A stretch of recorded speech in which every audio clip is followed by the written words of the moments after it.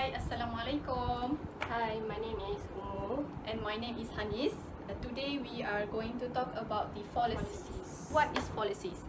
Fallacies is a defect in an argument that makes that argument to be invalid, unsound, and weak.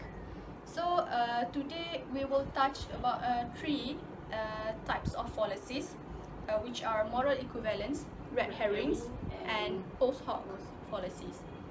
So let's start. The first fallacy that we are going to talk today is moral equivalence. It is two completely opposing arguments appear to be logically equivalent, but in fact they are not.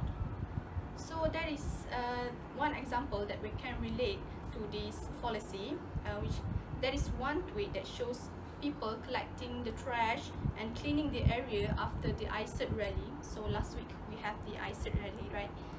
So here comes one reply from the account named Iman Ismail.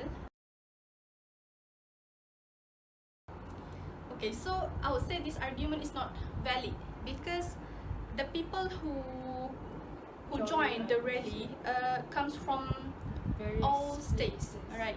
Not only from Kelantan. So why should he mention Only Kelantan? Why should he mention Kelantan only and blame and say something like that? Now, the second policy is post hoc. The real name of post hoc is post hoc ergo propter hoc. In Latin, the real meaning is after this, after this, therefore because of this. In simple way is in logical fallacy is since event Y followed by event X, event Y must be being caused by event X. So to get a clear picture of this fallacy, let's check it out this video. Aku dulu main dekat dengan asap-asap tau. Nenek aku bakar sampah. Lepas tu, Asap, tak ada kawan dengan asap, tak faham. Okay, you want to hear the story or not? Ain, jangan main dekat asap tu nanti telinga berdarah. Si bodoh pun percaya. Telinga berdarah tu kenapa? You can see that Ain Idris, she said that when she's young, her grandparents told her that don't play with smoke of combustions because she will get ears bleed. Here we can see that there's no related event, like what's the point of combustion or smoke combustion with ears bleed.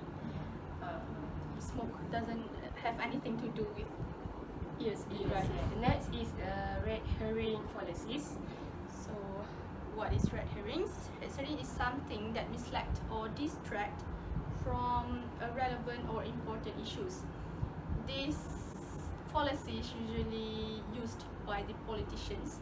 Same goes to our example. We are going to use two statements made from politicians. Our former minister, Datuk Seri Ahmad bin Maslan and Tan Sri Muhyiddin Yassin. So what's the problem with the statement? Citizens want the politicians or the government to lower the price of vegetables and the sugar, right? So this is the issues.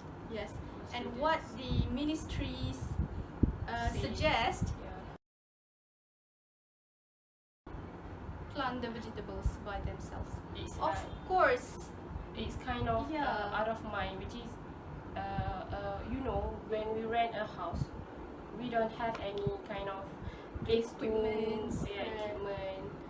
It kinda weird to do that to our rent house, and we don't have much times for that kind of thing. Right. So it doesn't make sense for people who live in kampung, right? They can do that. Of course, they will do that if they can.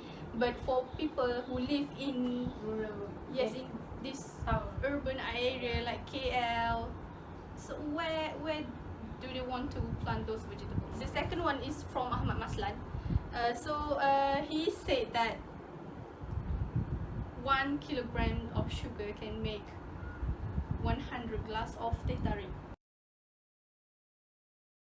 Right.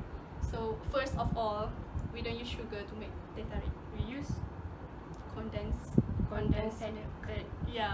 milk. Second of all, we don't just use the sugar to make the drinks, right? Yes. So we use that for cooking and for something else. So why does he give that kind of statement, it is hard to accept because it comes from the ministries. That's why that fall under this policy.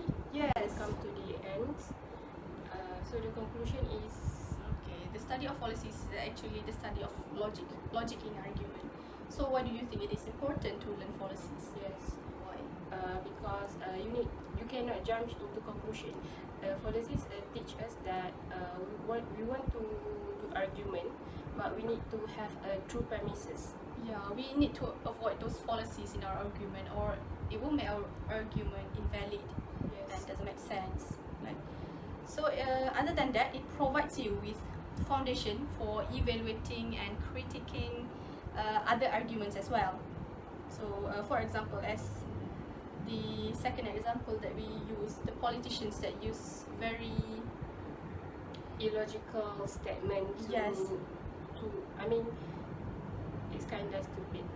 yes, we can say that how it affects them, Yes. their what. Their credibility as a Yes. minister, Yeah. as politician, like we need good knowledge to talk about something. You are the ministries, Yeah.